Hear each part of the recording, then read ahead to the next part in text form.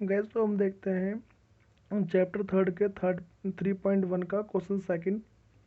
Gas इससे पहले मैंने जितने भी क्वेश्चन है और एग्जाम्पल करवा दिए हैं, ठीक है। अगर आपने वो नहीं किया तो आप मेरे चैनल पर जाके देख सकते हो। अब देखो क्वेश्चन सेकंड में क्या कह रहा है, the coach of a cricket team buys 3 bat and 6 balls for rupees 3900। ठीक है, तो देखो गाइस, जब भी परचेज की या फिर बाय करने की बात है, मतलब जो कभी भी कोई सामान खरीदने की बात है, तो उसको बना उस इक्वेशन को जो सॉल्व करने का तरीका वो अलग होता है, ठीक है। और देखो जैसे कभी एज की बात है तो मैंने एज वाले भी इससे पहले करवा दिए हैं।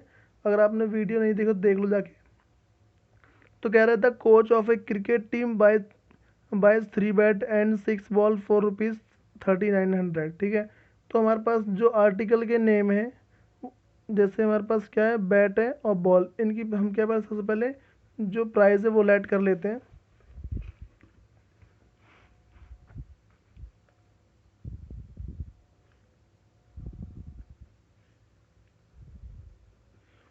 तो हमारे पास पहला क्या है, बैट, फिर जाके बॉल। ठीक है, तो let the cost of one bats be x. ठीक है, पहले क्या है, हम वन बैट की कॉस्ट एक्स लेट कर लेते हैं, फिर let the cost of one ball be y. ठीक है, तो क्या है, हमने पहले दोनों की, कभी भी अगर हमारे पास परचेज करने वाले क्वेश्चन आते हैं, कुछ भी खरीदने वाले क्वेश्चन आते हैं, हमें क्या करना होता है, पहले दोनों की कॉस्ट को हमें क्या लेट करना होता है। कि जैसे मैंने यहाँ पे बैट की कॉस्ट को एक्स लेट किया है, और जो वाई की कॉस्ट है उसे क्या मैंने, जो मेरे पास बॉल की कॉस्ट है उसे क्या मैंने वाई लेट किया है। तो देखो उसके बाद कह रहा है कि यहाँ पे 3 बैट्स और 6 बॉल परचेज किए 3900 में। तो यहाँ पे देखो, अगर वन बैट की कॉस्ट कितनी है तो 3 बैट्स की कितनी होगी, तो कॉस्ट ऑफ 3 बैट्स भी 3 into x is equal to 3x। ठीक है, देखो ऐसे मान के चल लो, कोई कोई क्वांटिटी कुछ भी हम परचेज कर रहे हैं, जैसे मान लो उसकी वन पीस की जो कॉस्ट है वो 5 रुपीज़ है। ठीक है, और अगर हमें क्या, मान लो हमें 10 पीस परचेज करने हैं। ठीक है, तो क्या करेंगे, 5 इंटू में 10, जैसे मान के चल लो कि आपको कोई भी चीज़ खरीदनी है, ठीक है, मान लो पेन खरीदना है ये, ठीक है, और एक पेन की जो कॉस्ट है वो मान लो 5 रुपये है।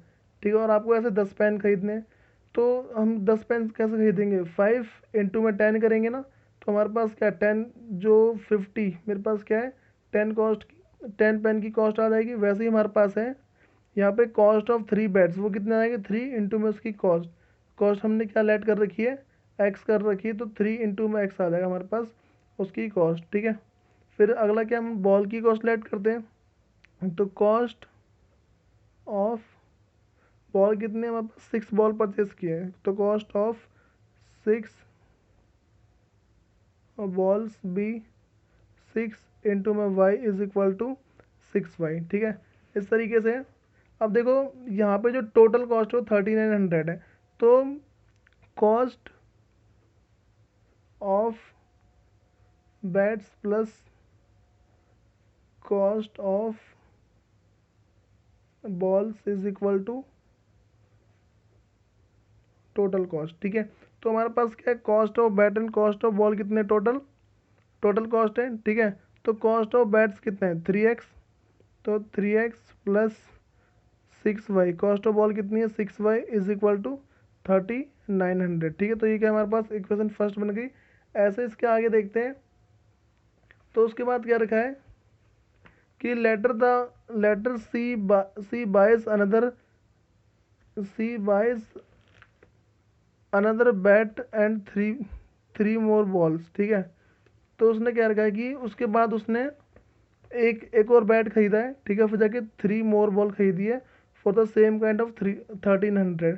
उसके बाद क्या रखा है कि उसने उसने क्या किया, फिर जाके एक अगला जो बैट परचेज किया है, ठीक है, another bat and 3 more balls. ठीक है, तो यहाँ पे क्या करेंगे हम, फिर जाके उसने क्या किया है कि एक बैट परचेज किया है और क्या है, थ्री थ्री बॉल्स परचेज की है। ठीक है, तो उसकी टोटल कॉस्ट कितनी है, 1300 है। ठीक है, तो कॉस्ट